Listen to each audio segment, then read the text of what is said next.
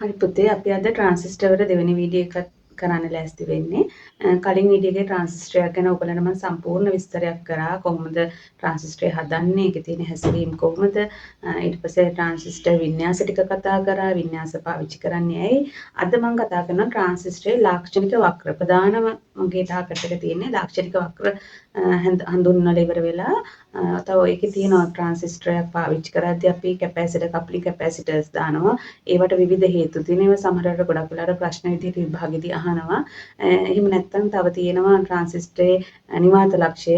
මම අද ඒ කරුණු ටික තමයි සාකච්ඡා කරන්නේ. මේ විදිහට වීඩියෝ කොටස් විදිහට කරන්න හේතුවත් එකපාර ලෝඩ් එකක් දැම්මම ඔයගොල්ලන්ට ඔක්කොම අර එක දිගට වීඩියෝ එකක් බලන්න අමාරුයි. එහෙම බලන්න ගියාම එපා වෙනවා. දැන් ඉස්කෝලේදීත් එහෙමනේ ඉස්කෝලේ පීරියඩ් දෙක කරනකොට ටිකක් වෙලා යනකොට ඇති වෙනව නේද? එතකොට අපි ගණන් හදලා පොඩ්ඩක් වෙනස් වෙලා එතනින් එහාට යන්නේ. නමුත් දැන් අපිට ගණන් වලට ගිහිල්ලා එහෙම යන්න මේ ක්ලාස් එකක් වගේ නෙමෙයි ඔයගොල්ලන්ට කරන්නේ. තියරි පාර්ට්ස් ටික හඳුන්වා දීමක් කියලා දෙන එකක් කරන්නේ. ඒ නිසා අපි අද කතා කරමු ට්‍රාන්සිස්ටර් වල ලාක්ෂණික වක්‍ර. එතකොට ට්‍රාන්සිස්ටරය ගත්තාම අපි දන්නවා මේ විදිහට පාද තුනක් තියෙනවා. බේස් එක, එමීටර් එක, කලෙක්ටර් එක. එතකොට මේකේ ධාරා වර්ග තුනකුත් ගලනවා. පාදමෙන් බේස් එකෙන් ගලනවා පාදම ධාරාව IB කියන එක. එතකොට එමීටර් එකෙන් ගලනවා ICE කියන එක. කලෙක්ටර් එකෙන් ගලනවා IC සංග්‍රාහක ධාරාව. එතකොට මේ ධාරාවන්ගේ වෙනස් වීම තමයි අපි ලාක්ෂණික වක්‍රවල වැඩිපුරම කතා කරන්නේ. එතකොට මේ ලාක්ෂණික වක්‍ර තුන අපි කතා කරන එකක් ප්‍රධාන ලාක්ෂණිකය, සංක්‍රමණ ලාක්ෂණිකය, ප්‍රතිදාන ලාක්ෂණිකය. කියන්නේ ප්‍රදානය කරනවා. අපි සිග්නල් එකක් හැමතිස්සෙම දෙනවා. එතකොට දෙන පැත්තේ ලාක්ෂණික වක්‍රයක් ක්‍රියාත්මක වෙනවා. මොකද අනිත් ඒවාට වඩා ලාක්ෂණික වක්‍ර තුනක් එන්නේ හේතුව පාද තුනක් තියෙනවා, ධාරාවන් තුනක් තියෙනවා. අපි මේක ඉන්පුට් අවුට්පුට් විදිහට ගන්නකොට කොටස් හතරක් පාවිච්චි වෙනවා. එක අග්‍රයක් හැමතිස්සෙම පොදු වෙනවා. ඒ නිසා අපිට හැමතිස්සෙම ප්‍රධාන ලාක්ෂණිකය ගැන කතා කරන්න ඕනේ. ප්‍රතිදානය ගැන අපි ලබා ගන්න ලාක්ෂණිකය, සංක්‍රමණීය ලාක්ෂණිකය කියන්නේ මේක ඇතුලේ තියෙන ක්‍රියාවලිය. සංක්‍රමණය මෙතන ඉඳලා මේ පැත්තට සංක්‍රමණය වෙද්දි සිද්ධ වෙන සිදුවීම. අපි ඒ තුන වෙන වෙනම කතා කරමු. මම ලියන්නම් පළවෙනි එක ප්‍රධාන ලාක්ෂණිකය. දෙක සංක්‍රමණ. තුන්වෙනි එක ප්‍රතිදාන. මේකට අපි කියනවා ඉන්පුට් එක. මේකට අවුට්පුට් එක. මේකට කියනවා ට්‍රාන්ස්ෆර්. ට්‍රාන්ස්ෆර් කරනවා මේ පැත්තේ. මේ පැත්තට ට්‍රාන්ස්ෆර් එකක් නේ සිද්ධ වෙන්නේ. ඉන්පුට් එක අපි දෙන එක ඊට වඩා වැඩි කරලා එහෙම නැත්නම් වෙනස් කරලා මොනවා හරි දෙයක් නේ අපි මෙතන ක්‍රියාවලියක් නේ සිද්ධ කරගන්නේ. ඒතර ඔන්න ඔය කියන ලාක්ෂණික වක්‍ර තුන ගැන අපිට කතා කරන්න තියෙනවා. දැන් මම ට්‍රාන්සිස්ටරේත් එක්කම ඔයගලන්ට පෙන්නන්නම් කතා කරන්න ඕනේ ටික. චුට්ටක් එහාට ආයි මම කළා අඳින්නම්.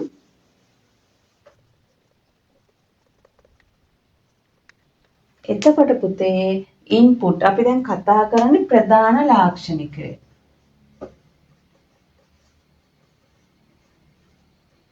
ඒතර ප්‍රධාන ලාක්ෂණිකය අපි කතා කරන්නේ මෙන්න මේ IB කියන දැන් මම අද අරන් තියෙන්නේ පොදු විමෝචක වින්‍යාසයක්. ඕගොල්ලන්ට හොඳටම පේනවනේ.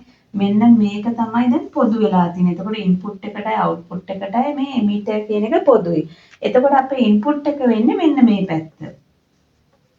මේ පැත්තේ තමයි අවුට්පුට් එක වෙන්නේ. එතකොට ඉන්පුට් එක පැත්තේ තියෙන්නේ අපි ලබා දෙන්නේ IB ධාරාව. මෙන්න මෙතෙන්ට තමයි අපි එතකොට සැපයුමක් ලබා දෙන්නේ.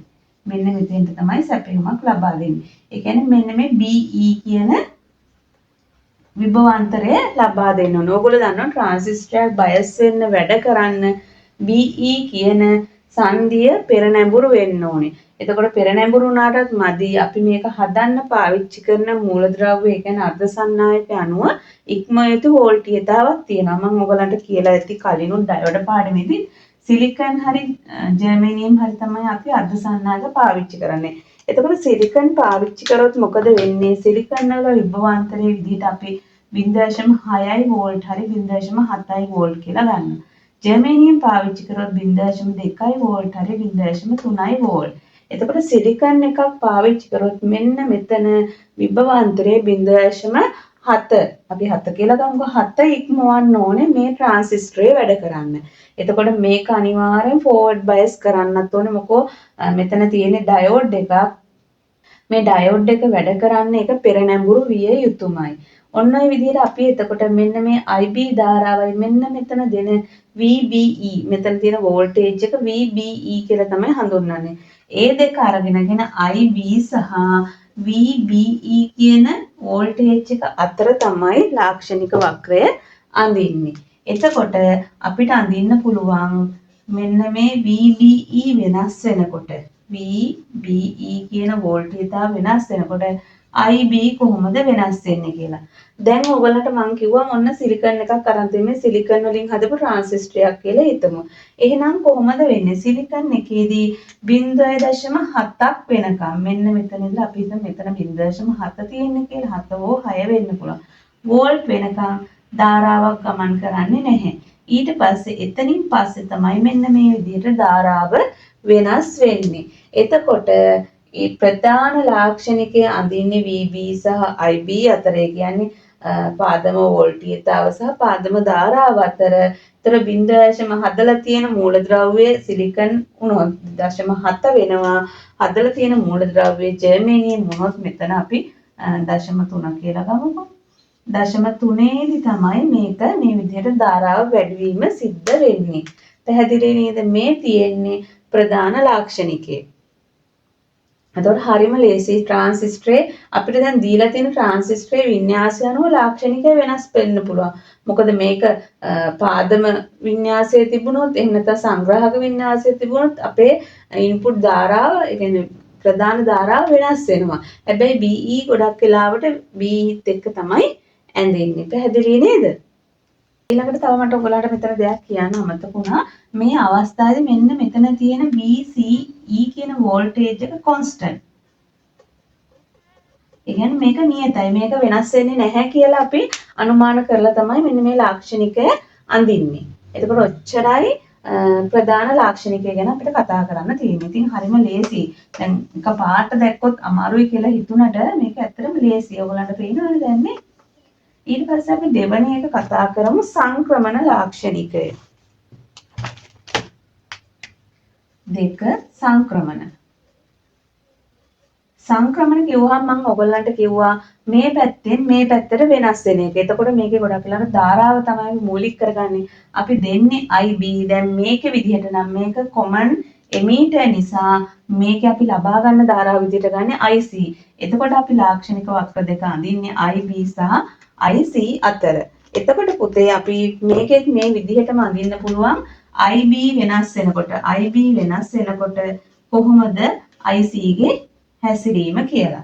මේවා අපිට ගොඩක් වෙලාවට ඔසිලොස්කෝප් එකේ හරහා බලන්න කැල්කියුලේට් කරන්න මනින්න පුළුවන් සර්කිට් ගහලා ඒවා ඉස්කෝලේ ප්‍රැක්ටිකල් වලදී අනිවාර්යෙන් ඕගොල්ලෝ ප්‍රැක්ටිකල් ටික කරගන්න ඉස්කෝලේ යන්න. ගොඩක් වෙලාවට අර ඉස්සර නම් 13 ගොඩක් වෙලාවට එන්නේ නැහැ. නමුත් A level tech ළමයි නම් එහෙම කරේ නැහැ. මේ මෑතක් වෙනකන් ටියුෂන් උත් එක්ක ගොඩක් වෙලාවට ඕගොල්ලෝ හිතනවා ටියුෂන් එකෙන් කරගන්න පුළුවන් කියලා. නමුත් මේ ප්‍රැක්ටිකල් ටික ඉලෙක්ට්‍රොනික ටික කරගන්න ඉස්කෝලේකට යන්න. මොකද ඔසිලොස්කෝප් එකක් ඒ ඉස්කෝලේ තියෙන උපාංග සාමාන්‍යයෙන් ගුරුවරයෙක් අහම්බෙන් කෙනෙක් ළඟ තමයි තියෙන්නේ. ඒවා වියදම වැඩි. අරගෙන අපිට තනි පාවිච්චි කරන්න බෑ. ඒ නිසා මේවා මේ තියරිය දැනගෙන ඉන්න. තියරිය දැනගෙන හිටියත් ප්‍රැක්ටිකල් ටික අනිවාර්යෙන් ඉස්කෝලේකින් කරගන්න. එහෙම නැත්නම් ඔයගොල්ලෝ A level ප්‍රැක්ටිකල් එකේදී ලොකු අමාරුවක වැටෙනවා. සමහර වෙලාවට ඔසිලොස්කෝප් එකක් කොහොමද යූස් කරන්නේ මොනවද තියෙන නොබ් ඒවා මුකුත් ඔයගොල්ලෝ අඳුරන්නේ නැහැ. ඉතින් ඒවා වීඩියෝ එකකින් ඉගෙන ගන්නවා වගේ නෙමෙයි කරකවල බලලා කොහොමද වෙනස් වෙන්නේ කොහොමද ප්‍රොබ් එකක් ගහන්නේ ඉන්පුට් එකක් දෙන්නේ කොතෙන්ටද ඒවා හොඳටම බලන්න ඕනේ. ඒ නිසා අනිවාර්යෙන් ඉලෙක්ට්‍රොනික වලට අදාළ ප්‍රැක්ටිකල් ටික ඉලෙක්ට්‍රොනික නෙමෙයි සිවිල් මෙකැනිකල් කියන මේ තුනටම අදාළ ප්‍රැක්ටිකල් ටික කොහොම හරි කරගන්න ප්‍රැක්ටිකල් එක යන්න පුළුවන් නම් තමයි මේක ගොඩක් අවබෝධ වෙන්නේ. දැන් ඔයගොල්ලෝ තියරිය දැනන් හිටියම ලේසි ප්‍රැක්ටිකල් එක අවබෝධ කරගන්න. නැත්නම් මොකද්ද කියන එක තේරෙන්නේ නැහැනේ. ඉතින් අපිට දැන් මේකෙදි වෙන්නේ මොකද්ද? මේකෙදි කිසිම ගැටලුවක් නැහැ. IB වැඩි වෙනකොට IC ඒකාකාරීව වැඩි වෙනවා. ඒක කියන්නේ හොඳ වැඩිවීමක් සිද්ධ වෙනවා. ඒතර සංක්‍රමණික ලාක්ෂණිකය කියන්නේ මෙන්න මේකට. මේකේ වෙන කිසි දෙයක් නැහැ. IB IC අතර මම අමතක වෙයිද දන්නේ මෙතන ලියන්න සංග්‍රාහක ධාරාව. මේ තියෙන්නේ පාදම ධාරාව. ඕගොල්ලන්ට මේවා එක්සෑම් එකේදී ඉංග්‍රීසි වලින් සිංහලෙන් මතක නැත්නම් ඉංග්‍රීසි වලින් ලිව්වත් එහෙම පොඩ්ඩක් වෙනස් කරලා ලිව්වට ලකුණු දෙනවා. දන්නේ නැති වචනයක් අමතක වුණොත් ඔයගොල්ලෝ දන්න වචනේ ලියන්න. ගොඩක් වෙලාවට මෙකැනිකල් වර්කේ වල එහෙම සමහර වචන සිංහල වචන කියන්න බෑ. අපිට දිව පැටලෙනවා. අමුතු වචන තියෙනවා. ඒවට ඔයගොල්ලෝ දන්න ඉංග්‍රීසි වචන ලිව්වත් මාකින් එක ගැටලුවක් එන්නේ නැහැ. ලකුණු දෙනවා. මොකද ළමයා දන්නවා භාවිතා වෙන්නේ සාමාන්‍ය නෝමලි භාවිතා වෙන වචන වලින් විභාගෙදි ලියන්න පුළුවන් තරම් ඉතින් අර වචන ටික ඉගෙන ගන්න එක වඩා හොඳයිනේ. මේ යන සංක්‍රමණ ලාක්ෂණිකය. ඊට පස්සේ ඔන්න අපිට කතා කරන්න තියෙන වැදගත්ම ලාක්ෂණිකය තමයි ප්‍රතිදාන ලාක්ෂණිකය.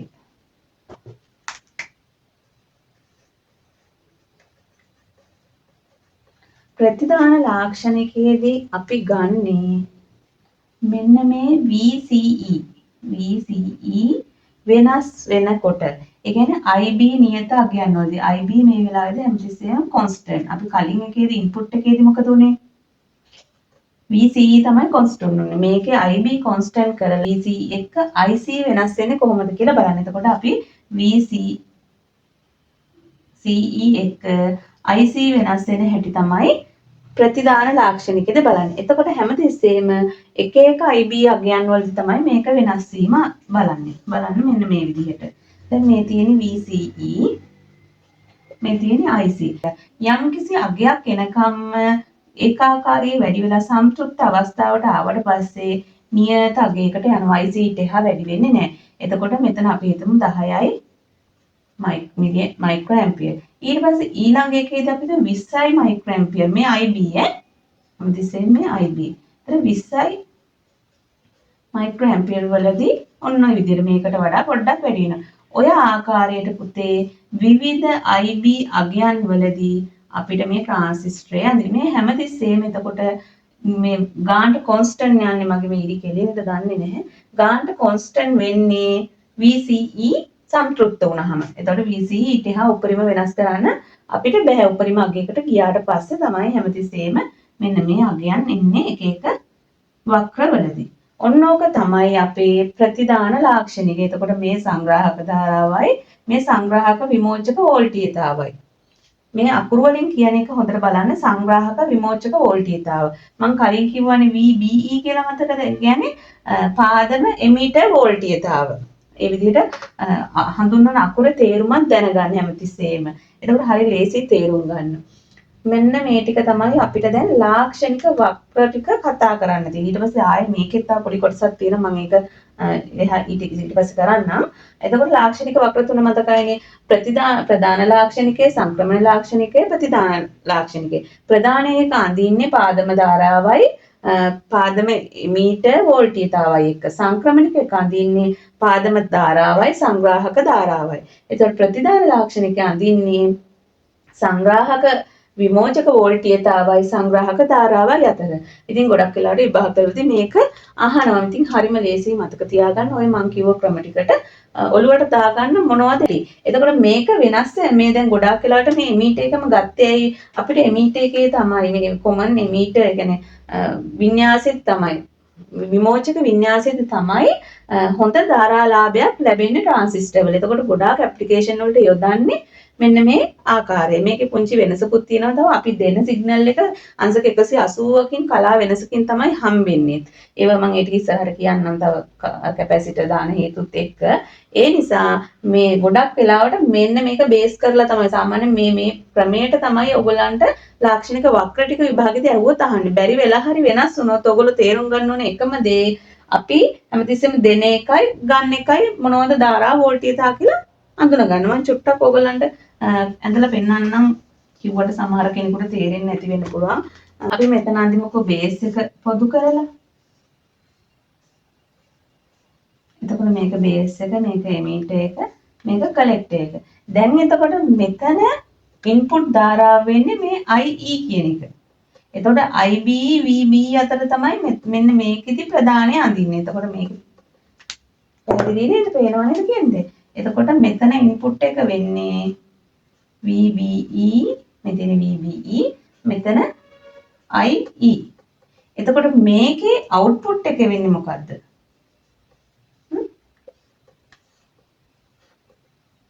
මේකේ අවුට්පුට් එක අපි කොහොමද ගන්නෙ? VCE IC හරහා. පැහැදිලි නේද? ඊට පස්සේ මේකේ සංක්‍රමණය එන්නේ IE IC. ඔන්න ඔය ටික තමයි වෙනස් වෙන්නේ. දැන් මේ හැම එකෙදීම අර කිව්ව විදිහටම ලාක්ෂණික වක්‍ර ටික ඔන්න ඔය විදිහට එනවා. ඔන්න ඔය විදිහට එනවා. වෙනස් වෙන්නේ මෙන්න මෙතෙන්ට එන පුංචි පුංචි වෙනස්කම් ටික විතරයි. පැහැදිලි නේ එහෙනම්? අපි ඊළඟට යමු. ප්‍රතිදාන ලාක්ෂණිකය අපිට කලාප කීපයක් ගැන කතා කරන්න තියෙනවා. දැන් මතකයි ප්‍රතිදාන ලාක්ෂණිකය කියන්නේ මොකද්ද? ප්‍රතිදාන ලාක්ෂණිකය කියලා අපි කිව්වේ VCE එක්ක IC ඇඳපු එක. ඒතර හැමතිස්සෙම IB නියතයි. මම මෙන්න එහෙම ඇඳලා අඳින්නම් නැත්තම් මේක ඇද වෙන නිසා ඒත් ඇද්දයිද කොහෙදනේ? ඔන්න ඔය විදිහට. දැන් පුතේ මේකේ කොටස් තුනක් අපිට කතා කරන්න තියෙනවා. මේකේ මෙන්න මෙතන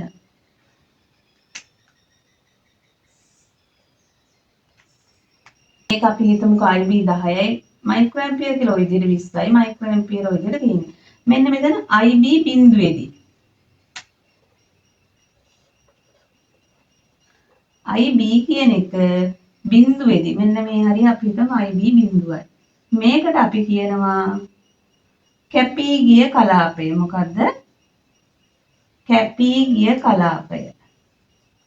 එතන cut off region. cut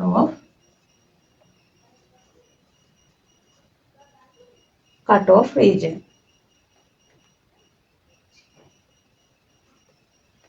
ඊට පස්සේ මම වෙන පාට වලින් අඳින්නම්. මෙන්න මේ ටික දැන් මේ හැමතිස්සෙම තියෙන VCE සම්ප්‍රයුක්ත වුණාට පස්සේනේ මෙන්න මේ කොටසට අපි කියනවා සංතෘප්ත කලාපය.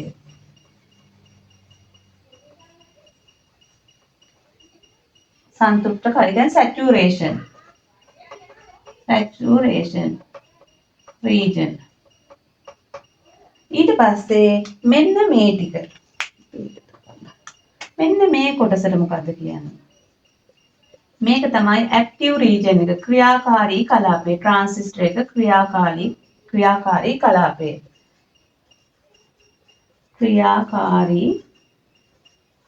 කලාපය. active region.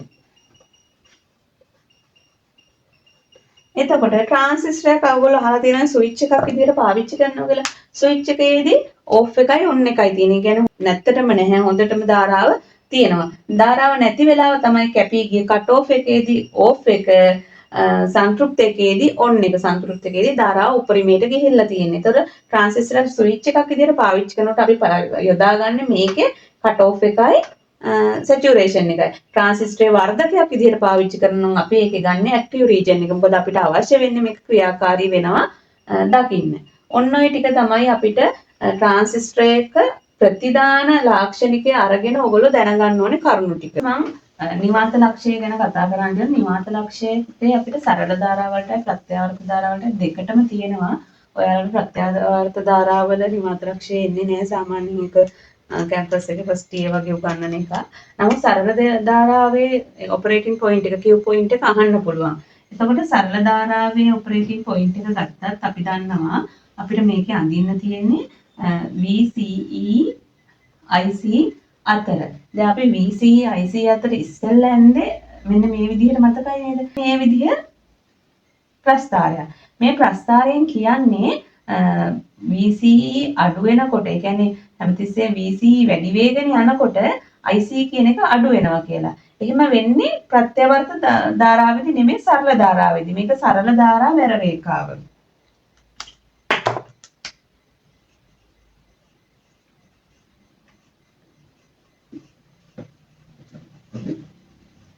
එහෙනම් DC ලෝඩ් ලයින් එක තමයි මේ තියෙන්නේ. එතකොට අපි හැමතිස්සෙම ගන්නේ මෙන්න මේකේ මැදාගේ. ඒ කියන්නේ VCE වල මැදාගේ, VCE වල මැදාගේයි, ICE වල මැදාගේයි. මෙන්න මෙතන. එතකොට මේ දෙක හමු වෙන ස්ථානය තමයි අපි Q point එක කියලා කියන්නේ. Q point. එනතම මේකට operating point. operating point කියලා කියනවා. මේක අඳින්නේ අපි. දැන් මේක එකපාරට මම මෙහෙම කිව්වට ඔයගලන්ට එකපාරට අඳින්න බැහැනේ නේද? මේක අඳින්නේ මෙන්න මේ විදිහට. දැන් මෙන්න මේ තියෙන්නේ common emitter transistor එකට අපි සිග්නල් එකක් ප්‍රත්‍යාවර්ත ධාරාවක් නොදීපු අවස්ථාවක්. ඒ සරල ධාරාවක් නෙමෙයි තියෙන්නේ. එතකොට මෙන්න මේ DC සැපයුමෙන් තමයි මේක වැඩ කරන්නේ. එතකොට මොකද වෙන්නේ? මෙතනින් ගලන ධාරාව IC වෙනවා. මෙතන C තියෙන්නේ, මෙතන E තියෙන්නේ, මෙතන තියෙන්නේ VCE. VCE. මෙතන එතකොට VCC තියෙනවා. අපිට ඒතර සූත්‍රයක් ලියන්න පුළුවන්. මේ මෙතන තියෙන ප්‍රතිරෝධයත් RC නම් මෙන්න මේ VCC සමානයි මෙතෙන්ට. එතකොට VCC සමානයි ICRC. කොහොමද ICRC ආවේ? මෙතන ඕම් නියමයේ දැම්මා. ඕම් නියම දැම්මාම මෙතන ප්‍රතිරෝධයක් තියෙන්නේ. මෙතන උත්සර්ජනීය වෝල්ටීයතාව, මෙතන ඇතිවන වෝල්ටීයතාව කියන්නේ මේ දෙකේ V සමානයි IR. ICRC දාන මෙන්න මෙතන තියෙන VCE. එතකොට අපිට මේක ප්‍රස්ථාරයකට ගන්නවා නම් මොකද කරන්නේ? මම චුට්ට උඩට කරලා ලියන්නම්. අපිට ප්‍රස්ථාරයට ගන්නවා නම් මොකද වෙන්න ඕනේ?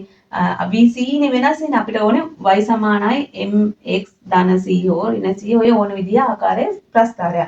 එතකොට අපිට වෙනස් මේ x වෙනස් වෙද්දි y වෙනස් වෙන හැටි. දැන් එතකොට y වෙන්න ඕනේ මොකද්ද මෙතන? IC කියන එක VCE තමයි x වෙන්න ඕනේ. මොකද වෙන්න ඕනේ එතකොට? අපිට කරන්න තියෙන්නේ මේක මෙහෙට ගෙනියන එක. එතකොට අපිට ඉතුරු වෙනවා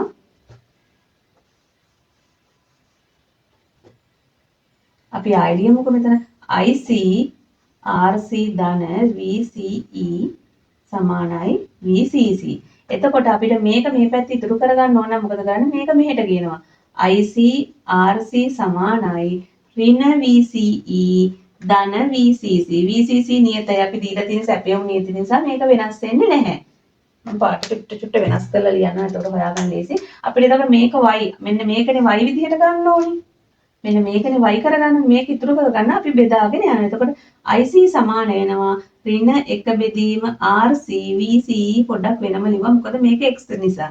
ධන VCC බෙදීම RC කියලා. දැන් පුතේ අපිට තේරෙනවා මොකද මෙන්න මේක y මෙතන තියෙන්නේ ඍණ mx ධන c කියන ආකාරයේ සමීකරණයක්. එතකොට y වෙලා තියෙන IC m කියන්නේ ඍණ 1 බෙදීම RC x කියන්නේ VCE මේ තියෙන්නේ ධන c. එතකොට හැමතිස්සෙම අන්තක්ඛණ්ඩය මොකද වෙලා මේ අනුක්‍රමණය ඍණ වෙලා තියෙන අනුක්‍රමණය ඍණ නිසා තමයි මේ පැත්තට යන්නේ. ඒතර අන්තක්ඛණ්ඩයේ ධන මෙන්න මෙතන කැපෙන්නේ මොකෙන්ද? VCC බෙදීම RC කියන එකකින්. එතකොට මෙතන ඍණ m ඍණ තියෙන නිසා තමයි මේ සමීකරණය මේ විදිහට ඇන්නේ. එතකොට අපිට මේ සර්කිට් එක ඇඳලා සරල ධාරා බැර රේඛාව අඳින්න පුළුවන්. මොකද මේකේ වෙන ඉන්පුට් එකක් නැහැ. මේ දීලා තියෙන DC සැපයුම. එතකොට සරල ධාරා බැර රේඛාව තමයි. ඒතර Q point එක කියන්නේ මෙන්න මේ දෙකේ මැද ලක්ෂ දෙක එකතු වෙන තැන මෙන්න මෙතන. පැහැදිලි නේද? Q point එක අඳින්න කිව්වොත් ඕගලන්ට ගාණක් දීලා ඒකේ හැමතිස්සෙම සමීකරණය මෙන්න මේ ආකාරයට ලියලා මේ විදිහට y සමානයි සමීකරණයක් අඳින්න පුළුවන් විදිහට හදාගන්න. එතකොට ඔන්න ඔය ටික තමයි මම අද කතා කරන්න හිටියේ. මට හිතෙනවා මේ අර කැපැසිටි යොදන එක බයිසින් එක්කම කරන්න. බයිසින් වර්ග 4 ගැන කතා කරලා ඊට පස්සේ කැපැසිටර්ස් ටික යොදන්නේ ඇයි කියලා කිව්වනම් හොඳයි කියලා හිතෙනවා. එහෙනම් අදට වීඩියෝ එක මෙතනින් ඉවර කරනවා. මේකේ මොන හරි ගැටලුවක් තියෙනවා නම් ඔයගොල්ලෝ කමෙන්ට් එකක් දාන්න, මෙසේජ් එකක් දාන්න. මම පුළුවන් වෙච්ච වෙලාවට රිප්ලයි එකක් දාන්නම්.